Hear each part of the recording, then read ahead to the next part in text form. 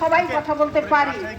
এই রাস্তাটা যদি 12 বছর থেকে 15 বছরের ভিতরে একটা রাস্তা না হয়, সবচেয়ে গুরুত্বপূর্ণ রাস্তা, আজকে সবাই বলছে কিন্তু কোনো ফলই হচ্ছে না। আমি জানি না এই রাস্তার জন্য আর কত মানুষ কতভাবে অসুস্থ হয়ে পড়বে এবং এই রাস্তার জন্য আর কত ধিক্কার দিতে হবে এই পৌরসভাকে।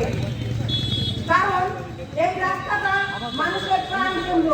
এখান থেকে আমাদের এই অঞ্চলের সমস্ত কিছু যাতায়াত, আসা যাওয়া এবং কলেজের মতো একটা বড় গভর্নমেন্ট কলেজ আমাদের এইখানেই অবস্থান করে।